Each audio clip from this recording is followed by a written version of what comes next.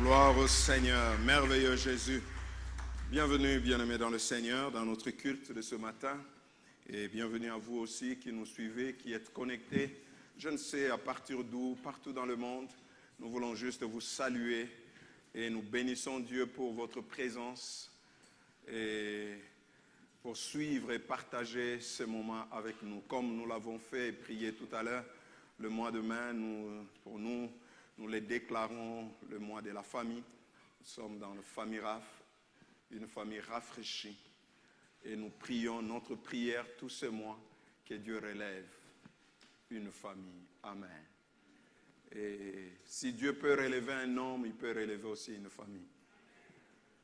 Et quand Dieu relève une famille, il relève une nation. Et il relève une église. Voilà pourquoi nous voulons nous investir. C'est vrai, nous nous investissons, mais c'est moi, nous voulons le faire plus particulièrement, de manière un peu exceptionnelle. Pensez à nos familles, aux membres de nos familles, à nos frères et à nos sœurs, à nos parents, à nos enfants, à tout ce qui compte pour nous. Que ce mois, tu puisses avoir une pensée spéciale pour eux. De prier véritablement pour eux, mais aussi de les envoyer un message d'amour. Ce mois-ci, s'il y a lieu de saturer les réseaux par la présence de toi et ta famille, parce que j'aime ma famille. Amen. Et nous prions que cela soit ainsi. Nous voulons non pas seulement les dire avec nos mots, mais c'est tout notre cœur qui s'investit pour le bien, le bonheur, la paix, la quiétude, la tranquillité de nos familles. Amen. Et telle est ma prière et le désir de mon cœur. Amen. Donc, nous vous souhaitons bienvenue à ce mois de famille et que Dieu se souvienne de chaque famille, chaque parent, chaque enfant, chaque frère et sœur, membre de votre famille. S'il y en a de ceux qui ne connaissent pas Dieu, présentez-les devant le trône de Dieu et que Dieu se révèle à eux et que ça soit votre prière. Amen. J'aimerais vous inviter à faire la lecture de la parole de Dieu avec moi dans Juges, chapitre 6. Nous allons lire à partir du verset 11e jusqu'au verset 27. De 11 à 27. Si cela ne vous dérange pas, frères et sœurs, nous allons nous tenir debout. Et vous qui nous suivez, là où vous êtes, si vous pouvez aussi vous tenir debout, là où vous êtes, alors tenez-vous debout. Nous allons faire la lecture de la parole de Dieu. C'est vrai, vous n'êtes pas peut-être ici en présentiel, mais vivez ces cultes avec nous. Et alors nous voulons lire la parole de Dieu, cette parole de la vérité, la nourriture pour notre âme, la parole qui affranchit, la parole qui relève. Tout ce dont nous avons besoin se trouve dans cette parole. Et voilà pourquoi nous voulons la lire à haute voix et avec force et vivacité. Lisons ensemble la parole de Dieu dans Juges chapitre 6, à partir du verset 11e. Lisons la parole. Puis vint l'ange de l'Éternel et s'assit sous les térébintes d'Ophra, qui appartenait à Joas, de la famille d'Abiazer. Gédéon, son fils, battait du froment au pressoir pour le mettre à l'abri de Madian. L'ange de l'Éternel lui apparut et lui dit, « L'Éternel est avec toi, vaillant héros. » Gédéon dit, « Ah, mon Seigneur, si l'Éternel est avec nous, pourquoi toutes ces choses nous sont-elles arrivées? Et où sont tous ces prodiges que nos pères nous racontent? Quand ils disent, l'Éternel ne nous a-t-il pas fait monter hors d'Égypte? Maintenant, l'Éternel nous abandonne et il nous livre entre les mains des Madians. L'Éternel se tourna vers lui et dit, va avec cette force que tu as et délivre Israël de la main des Madians. N'est-ce pas moi qui t'envoie? Gédéon lui dit, ah, mon Seigneur, avec quoi délivrerai-je Israël? Voici, ma famille est la plus pauvre à Manassé, et je suis le plus petit dans la maison de mon père. L'Éternel lui dit, mais je serai avec toi, et tu battras Madian comme un seul homme. Gédéon lui dit, si j'ai trouvé grâce à tes yeux, donne-moi un signe pour montrer que c'est toi qui me parles. Ne t'éloigne point d'ici jusqu'à ce que je revienne auprès de toi, que j'apporte mon offrande et que je la dépose devant toi. Et l'Éternel dit, je resterai jusqu'à ce que tu reviennes. Gédéon entra, préparant un chevreau, et il fit avec un épha de farine de pain sans levain. Il mit la chair dans un panier et le jus dans un pot. Les lui apporta sous le térébinthe et les présenta. L'ange de l'Éternel lui dit, prends la chair et le pain sans levain, pose-les sur ces rochers et reprends le jus. Et il fit ainsi. L'ange de l'Éternel avança l'extrémité du bois qu'il avait à la main et toucha la chair et le pain sans levain. Alors il s'éleva du rocher un feu qui consuma la chair et le pain sans levain. Et l'ange de l'Éternel disparut à ses yeux.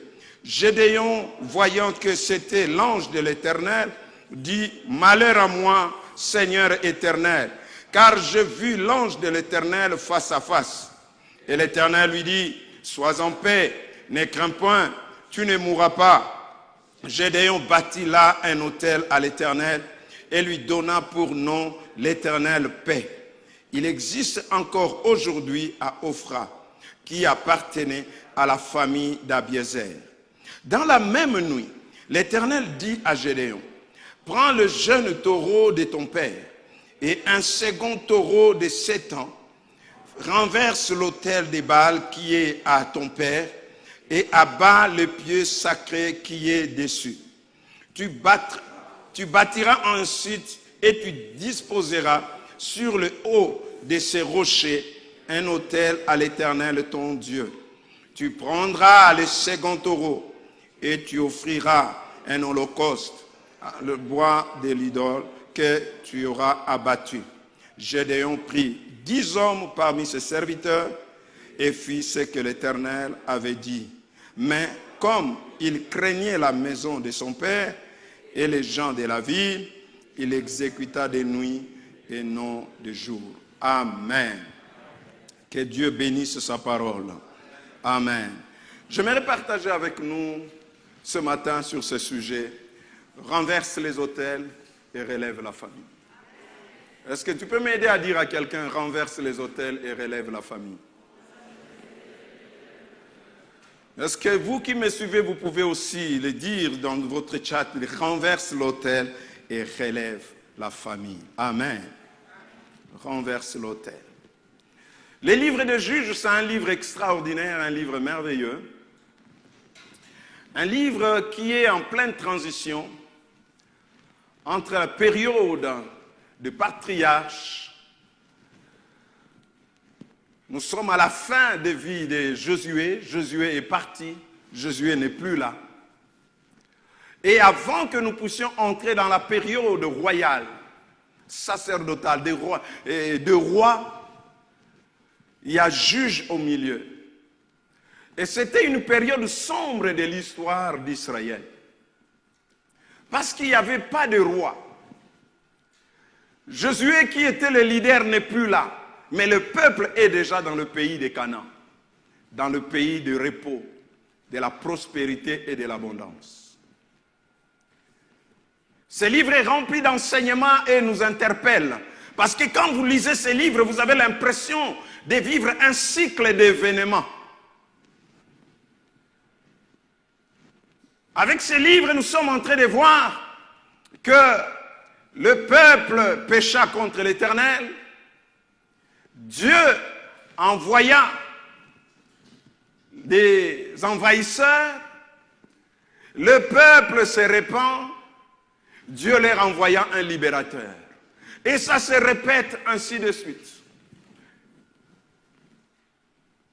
Et c'est ce que nous voyons de manière constante dans ces livres. Il y a toujours un héros qui sort pour venir intervenir et délivrer le peuple qui est assujetti, dominé, pour délivrer le peuple d'Israël qui est dominé et écrasé par un autre peuple étranger. Et quand nous réfléchissons sur cette domination, sur ces malheurs qui arrivent au peuple, là-bas, c'est le péché. Le peuple s'est détourné de Dieu, a abandonné Dieu, n'a plus servi Dieu, il n'a pas suivi ses instructions et comme conséquence de cela, il a ouvert la voie à un autre peuple. Ça a ouvert la voie aux envahisseurs, aux ennemis qui sont venus les envahir, les assujettir, les dominer, ainsi les rendre malheureux. Quand le peuple va prendre conscience, il se répand, Dieu suscite à nouveau un autre libérateur qu'on appelait des juges, qui se levaient pour essayer de délivrer le peuple. Et dans l'histoire que nous lisons, nous sommes dans cette même configuration. Le peuple est assujetti pendant au moins 7 ans par les Madianites et beaucoup d'autres. Il y a eu une coalition de peuples. Les Amalécites, les Madianites et les fils d'Orient sont venus, ces 3 peuples, ensemble, pour essayer d'assujettir et d'imposer une façon de vivre aux enfants d'Israël. La Bible souligne qu'ils étaient très malheureux de vivre cette réalité. Ils étaient très malheureux, très misérables. Ils en souffraient de cette situation, car ils étaient dans le malheur et dans la souffrance. Le Madianite envahissait le pays et curieusement dans les moments stratégiques. Il venait toujours attaquer Israël pendant un moment stratégique, pendant le moment de la moisson, des récoltes. Israël a travaillé durement pour semer. Et lorsque la moisson est là, le temps de la moisson, pour recueillir ce dont pourquoi on a souffert, les Amalécites descendent et ils viennent pour s'accaparer, détruire tout. Ainsi, le peuple était dans le malheur et dans la souffrance. Et c'est dans ce contexte qu'on nous parle de ce 5e juge qui est Gédéon, qui s'élève, que Dieu suscite au milieu du peuple.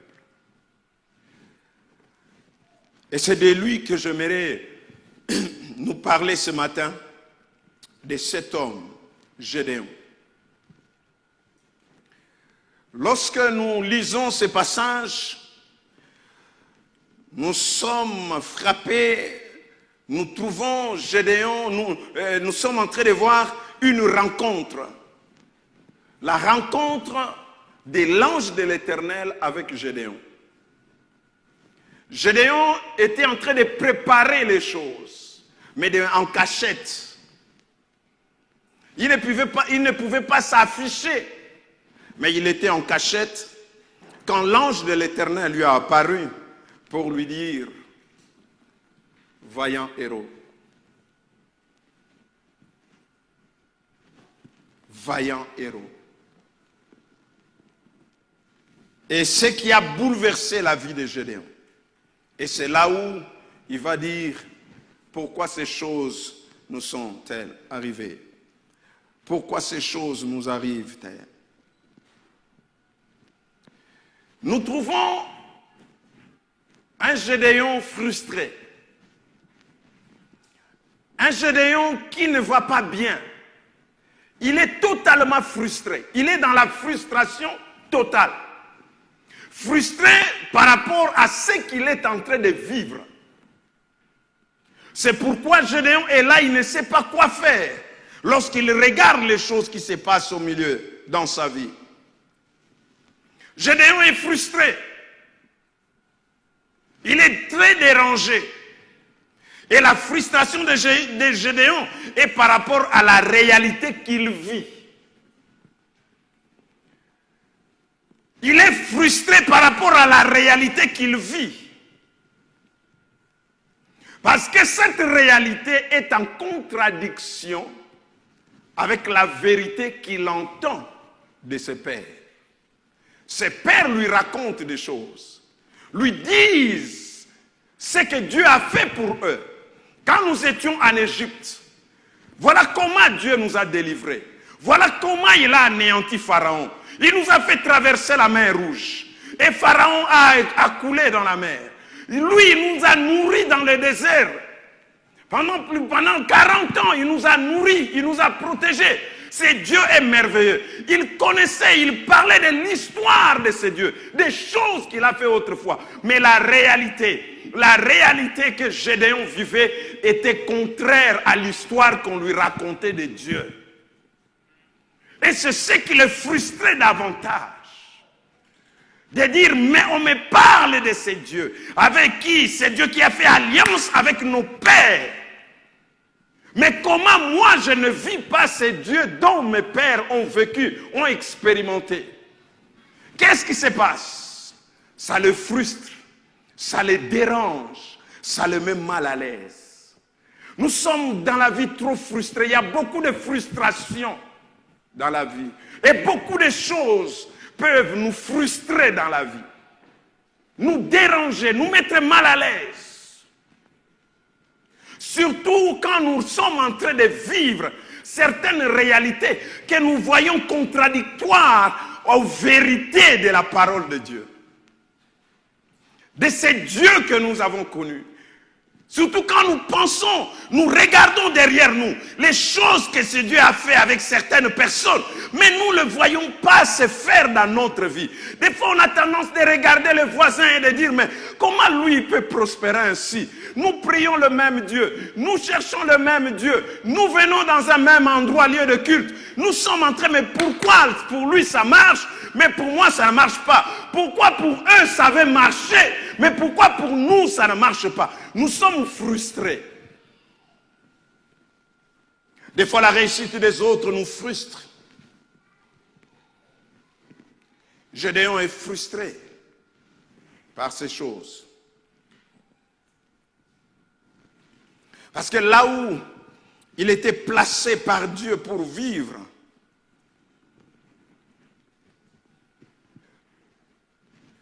là où il était placé pour vivre les bonheurs, il vivait les malheurs. Là où il était placé pour vivre la prospérité, il était dans la misère. C'est contradictoire. C'était le pays de Canaan, les lieux d'abondance et de prospérité. Ils travaillaient, les Israélites travaillaient dur, mais ils ne profitaient pas des fruits de leur travail, des fruits de leur labeur. Ils ne vivaient pas, mais ils survivaient. Mais ils étaient dans un bon endroit. Et la frustration de Gédéon est là. Pourquoi on doit faire tous ces efforts pour à la fin ne bénéficier de rien? Pourquoi on doit s'investir ainsi dans cette relation pour qu'à la fin, qu'on vous dise non, c'est fini? Pourquoi? Bien-aimés, plusieurs vivent dans cette réalité et ils sont frustrés. La frustration nous amène à des questionnements. Pourquoi ces choses nous arrivent-elles? Où sont les signes et les prodiges que nous ont racontés nos pères? La frustration amène plusieurs points d'interrogation. On commence à s'interroger, à se poser des questions. Est-ce que je suis dans un bon endroit? Est-ce que je fais vraiment un bon choix? Est-ce que vraiment tu es dans la frustration? La frustration a amené également Gédéon à vivre plus comme un victime. Il subit les choses. il subit la réalité. Il est plus en mode victime. Pourquoi moi?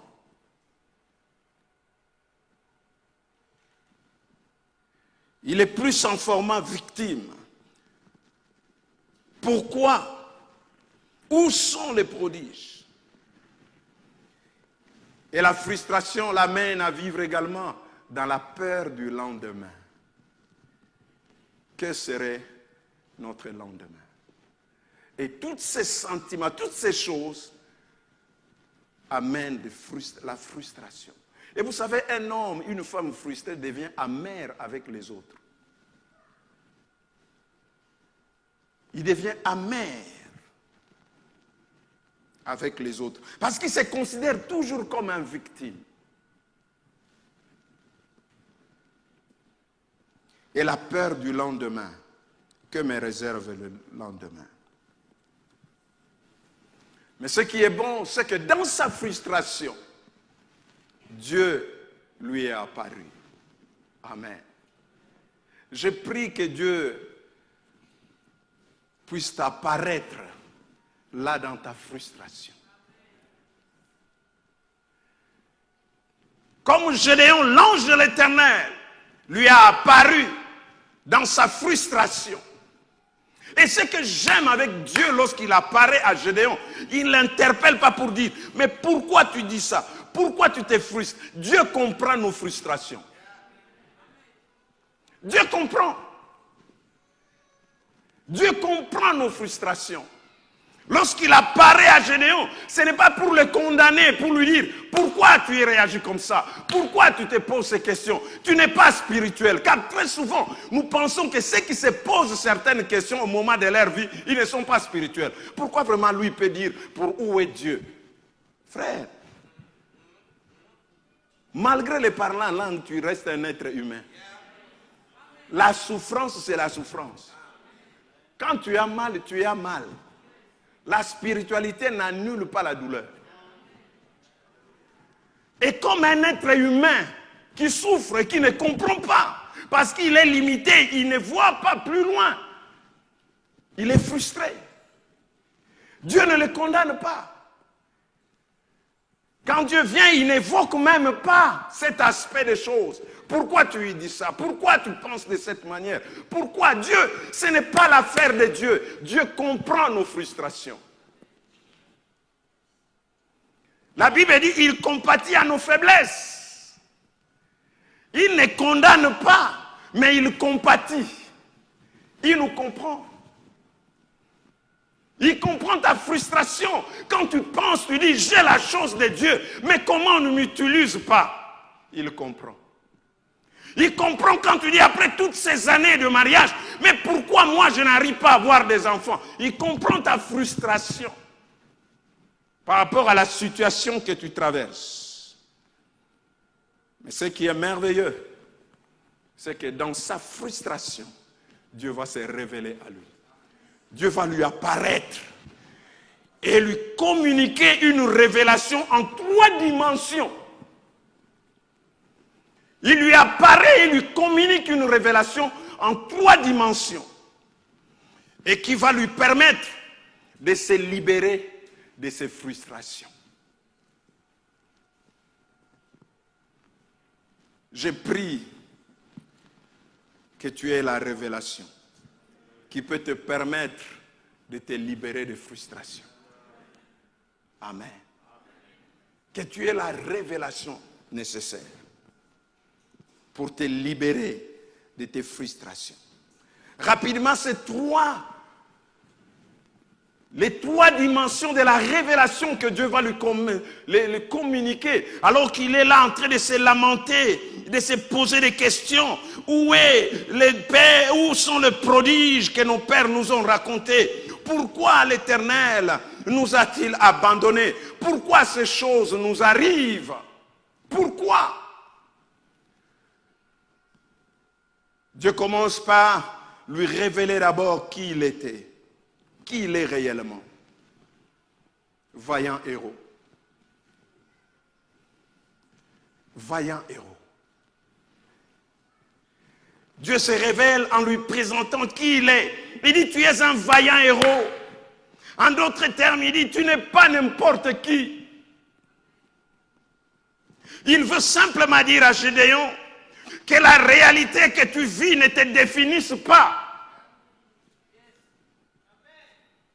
La réalité que tu traverses ne doit pas te définir. Tu n'es pas ce que tu vis. Tu es plus que ça. Amen. La réalité que tu vis ne te définit pas. La réalité que tu vis ne définit pas qui tu es. Parce que tu es plus que cela. Le mal des autres, beaucoup de gens cherchent à nous définir en fonction de ce que nous vivons.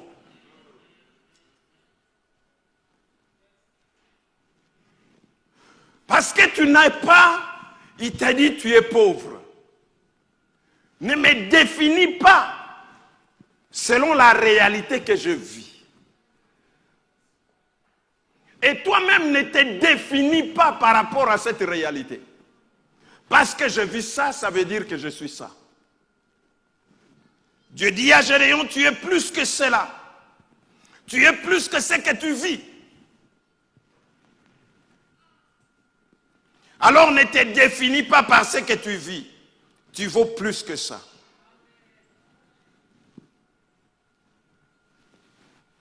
Dis, vaillant héros, va avec la force que tu as. Deuxième dimension de cette révélation, non pas seulement qui tu es, mais aussi ce que tu as.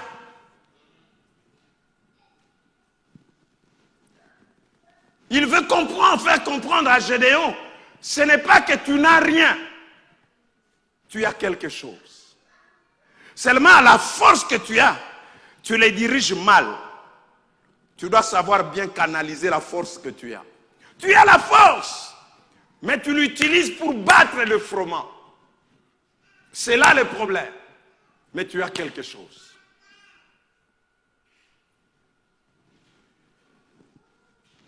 Va avec la force que tu as.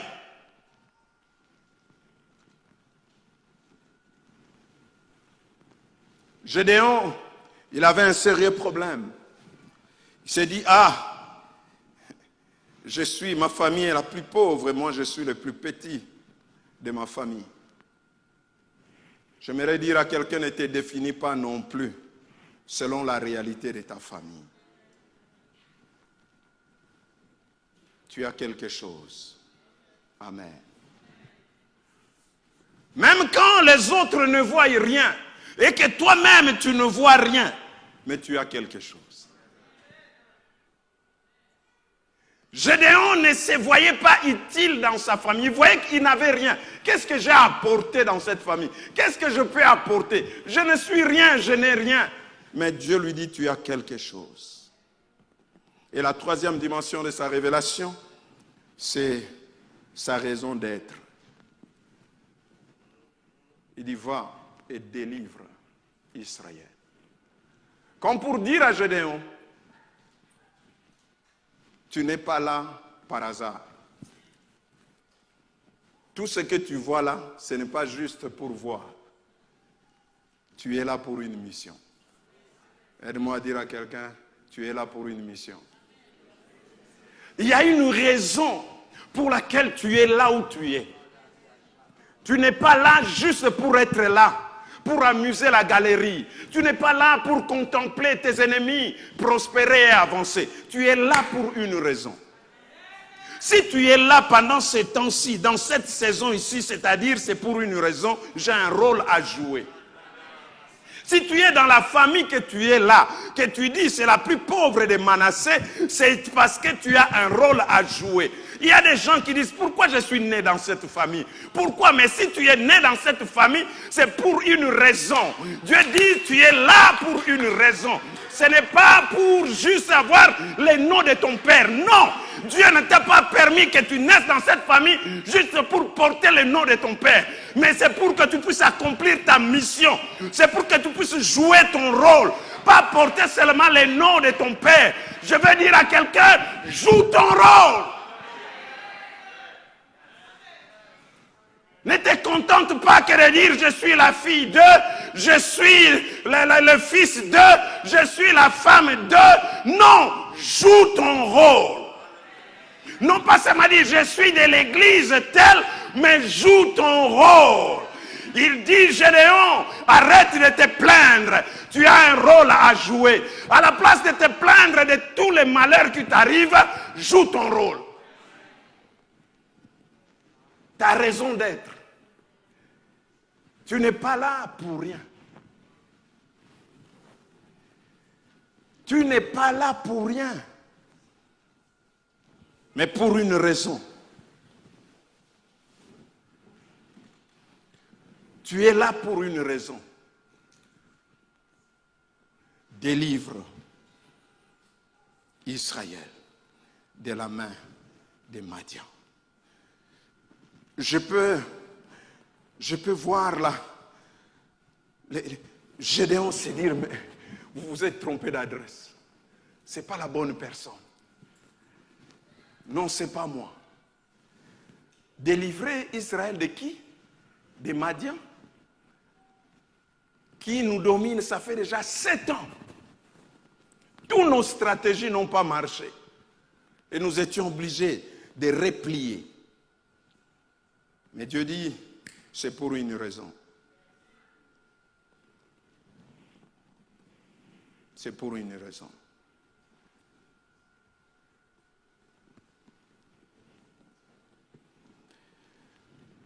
Alors, Gédéon a tous les tableaux. Il sait maintenant qui il est. Il sait maintenant ce qu'il a. Et il sait pourquoi il a ce qu'il a. Pourquoi il est ce qu'il est. Si tu es ce que tu es, c'est pour une raison. Si tu as ce que tu as, c'est pour une raison. Dieu, c'est un investisseur. Dieu, c'est un businessman. Il n'investit pas à perte. Quand il investit ses dons, ses talents, c'est pour un but. Et il attend le retour à l'investissement. Tel que tu es là, avec tout ce que tu as, la taille, la forme, les dons, les talents, c'est l'investissement de Dieu. Tu es l'investissement de Dieu. Il dit, Gédéon comprend. Il a saisi ces 3 dimensions. Et il a connu et compris sa destinée. Mais avant que Gédéon n'entre pleinement dans sa destinée, dans ce à quoi Dieu l'a appelé, à exploser ce qui est en lui, Dieu lui recommande de faire 2 choses. Versets 25 à 26. Dans la même nuit, l'Éternel dit à Gédéon, prends le jeune taureau de ton père et un second taureau de 7 ans. Renverse l'autel des Baals qui est à ton père et abat les pieux sacrés qui est dessus. Tu bâtiras ensuite et tu disposeras sur le haut de ces rochers un autel à l'Éternel ton Dieu. Tu prendras le second taureau et tu offriras un holocauste avec le bois de l'idole que tu as abattu. Gédéon est conscient de ce qu'il est, de ce qu'il a et de sa mission. Avant d'entrer pleinement dans ce à quoi Dieu l'a appelé, c'était une grande mission, une mission internationale, battre les Madianites. Mais avant d'accéder à cette dimension, Dieu l'interpelle sur une réalité qui pouvait peut-être ignorer ou ne pas vraiment faire beaucoup attention. Renverse l'autel des Baals.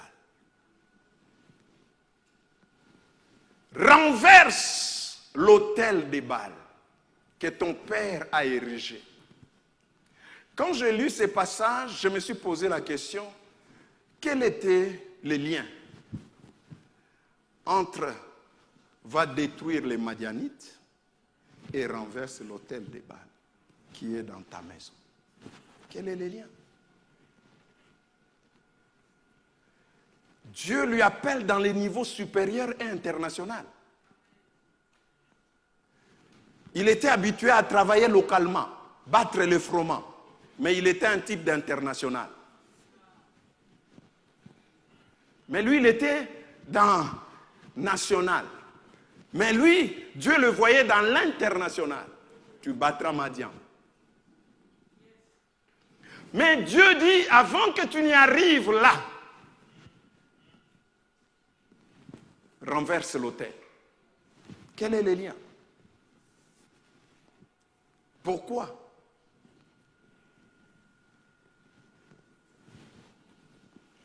Ça doit nous interpeller. Car très souvent, on se voit loin, mais on ne sait pas que des fois, se voir loin, c'est bien, mais il faut arriver là. Dieu sait ce qu'il faut faire des fois pour arriver là. Gédéon est appelé à renverser l'autel de Baal. Baal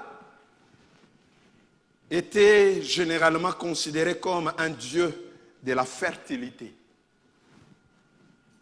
qui permettait à la terre de produire, n'est-ce pas, des récoltes, et aux hommes d'avoir des enfants.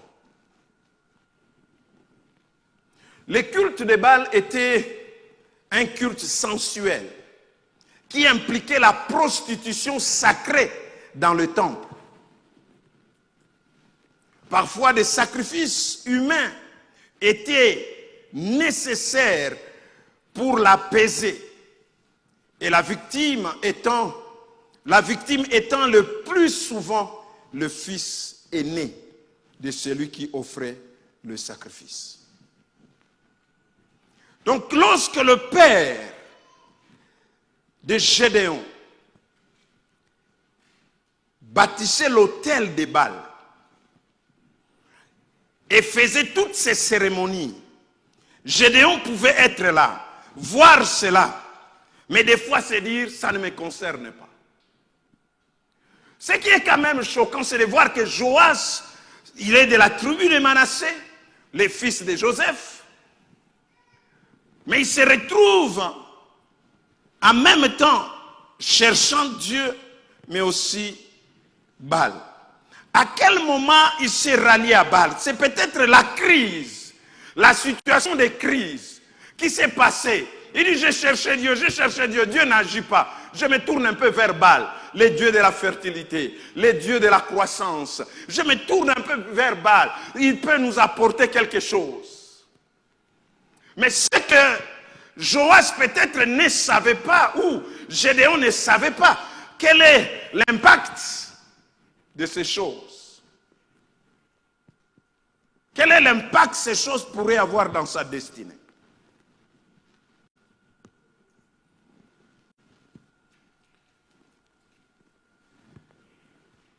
Parce que à l'autel des Baal, il devait y avoir des sacrifices. À l'autel des Baal, il y avait des transactions qui se faisaient. Tu veux la gloire, il faut sacrifier quelque chose. Et tout s'est passé là à l'autel des Baal. Son père était comme un prêtre. Il avait tout son clan derrière lui qui était là, consacré à Baal. Ils ont élevé Baal comme Dieu. Ils lui ont fait l'autel. Mais remarquez, quand Dieu se révèle à Gédéon, il lui dit, il faut renverser cet autel.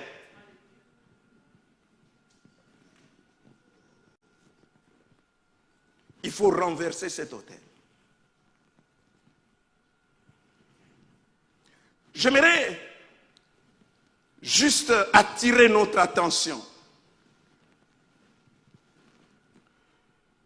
Depuis la Bible, depuis Genèse, vous allez voir que les autels étaient bâtis pour l'honneur de Dieu, pour l'adoration de Dieu. Les autels n'étaient pas une réalité étrangère à ces peuples, ils savaient. Mais seulement, il ne faut pas bâtir l'autel pour bâtir.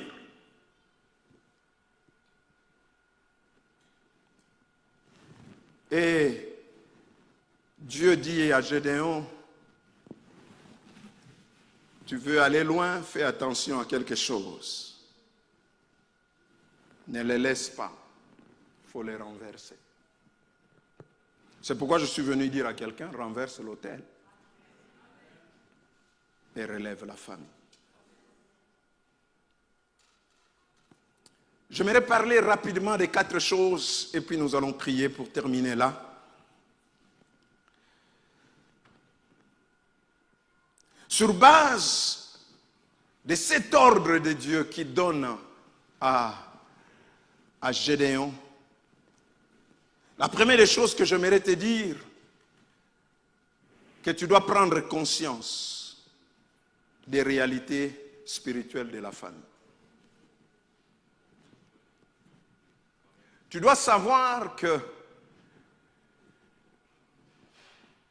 tu ne peux pas vivre pleinement ta destinée en ignorant la réalité spirituelle de ta famille. Tu ne peux pas t'épanouir véritablement en ignorant la réalité de ta famille.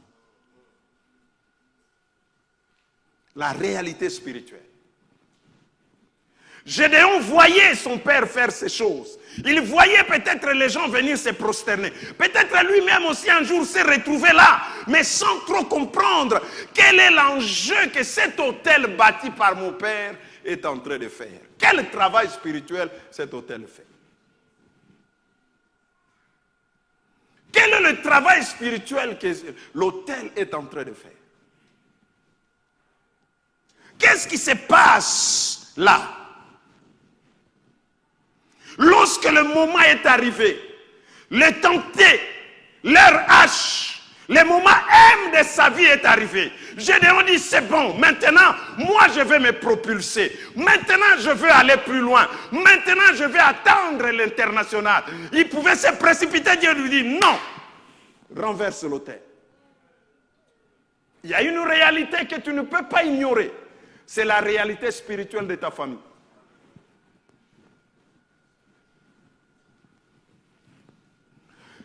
Écoutez, lorsque Dieu apparaît à Gédéon, il lui dit toutes ces choses. Gédéon dit, ma famille est la plus pauvre de Manassé. Il présente la réalité spirituelle. Il représente plutôt la réalité de sa famille. Il dit, ma famille est la plus pauvre. C'est la réalité que je vis depuis que je suis né, depuis que j'ai grandi. Nous sommes pauvres. Il dit, la plus pauvre de Manassé. Il y a des pauvres, mais nous sommes encore plus. Il dit, c'est la réalité de ma famille. Mais Dieu lui dit, des fois tu ne comprends pas, mais regarde à la source. Il dit, c'est l'autel des Baals. Tu dis, je vois, je ne comprends pas ce que traverse ma famille. Voilà, mais qu'est-ce qui se passe? Gédéon, ne te précipite pas. Il y a des réalités familiales.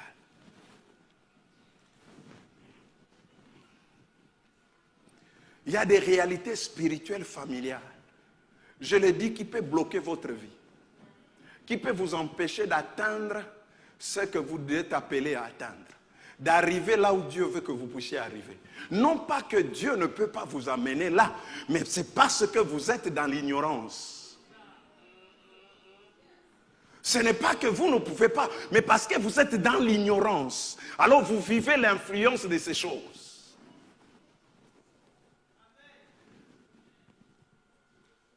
Vous voyez ce qui se passe. Il dit, nous sommes la plus pauvre, ma famille. Mais l'autel réclamait cet homme. La réalité de l'autel, c'est que c'est la pauvreté. Faites tout ce que vous voulez. Gédéon pouvait voir son père faire tout ce qu'il pouvait faire. Mais il ne comprend pas comment on ne sort pas la tête.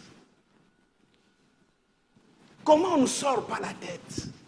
Comment on ne se distingue pas? Et lorsque lui, il veut faire sortir la tête, Dieu lui dit, hé, règle cette affaire.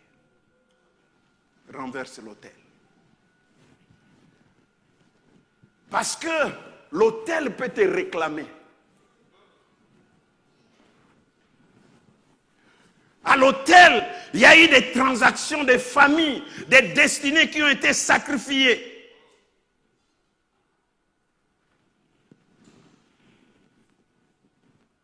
Tu ne peux pas vivre pleinement ta destinée en ignorant la réalité spirituelle de ta famille. Dieu l'attire à considérer la réalité spirituelle de sa famille. Et ton père, c'est un idolâtre.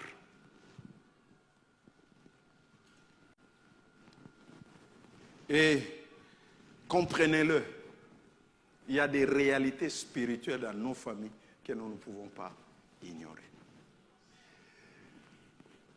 Au risque de saper notre destinée. Deuxième chose que j'aimerais dire, c'est qu'il y a une relation entre ce que ton père a fait et ce que tu dois devenir. Il y a une relation entre les choses qui ont été faites au niveau de la famille et ce que tu peux devenir. Comme je vous dis, j'ai posé la question, mais pourquoi il devait s'occuper de cet hôtel? C'est parce que son devenir était en jeu.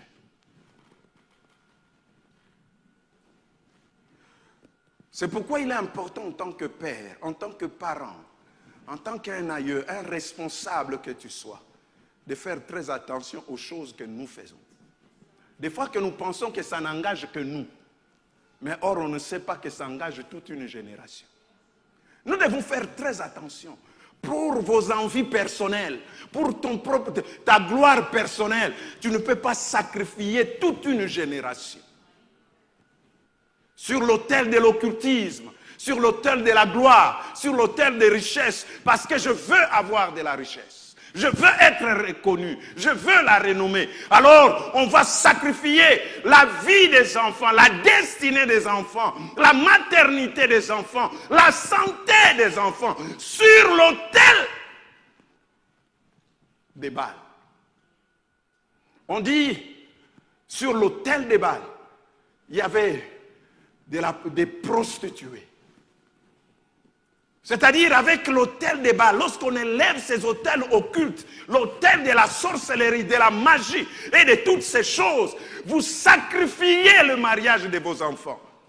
Pourquoi ils ne se marient pas? Ils sont tous prostitués. Les aînés, c'est eux qu'on sacrifiait. On sacrifie leur vie sur l'autel des Baals. Les vies sont sacrifiées, les vies sont changées. On échange la maternité pour avoir un peu de succès.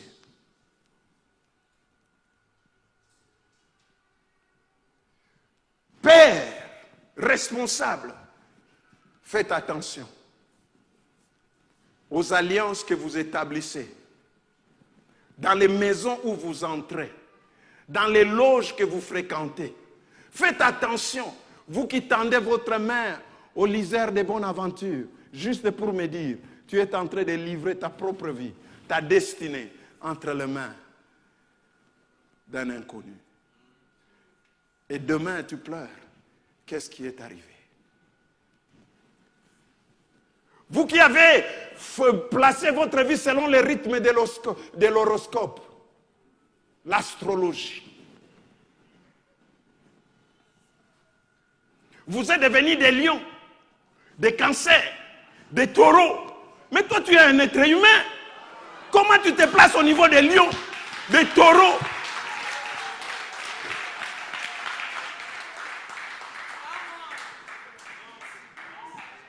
Et tu dis, il y a des gens qui sont fiers. Moi, je suis taureau.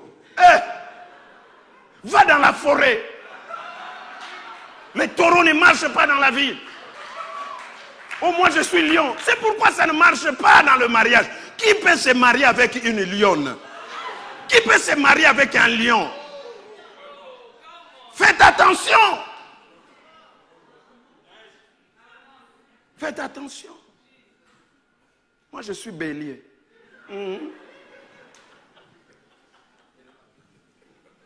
C'est normal que tu ne te retrouves pas dans la vie parce que la vie de bélier n'est pas ici. Ici, c'est les êtres humains créés à l'image de Dieu, en qui réside l'Esprit de Dieu, qui vivent selon le plan de Dieu. Nous ne sommes pas dans un monde animal, nous sommes dans un monde des êtres humains. Alors si tu veux être un bélier, il faut vivre la vie des animaux. Et ça, ce n'est pas bon. Dieu dit à Gédéon, renverse l'autel. Il y a des choses que nos parents, nos familles ont fait, qui peuvent avoir des impacts sur notre vie. Surtout quand nous ne le connaissons, nous sommes dans l'ignorance, mais nous sommes en train de vivre. Quelqu'un a dit, l'ignorance n'est pas l'innocence. Le fait d'ignorer ne t'épargne pas des conséquences de certaines choses. Vous ne vous avez jamais vu, vous allez chez le médecin, il vous pose la question. Il dit, dis-moi, parle-moi un peu de votre généalogie. Hein? Et commence à vous dire, ah, votre mère a souffert de ça. Ok, je veux savoir qui dans votre famille a souffert de cette maladie.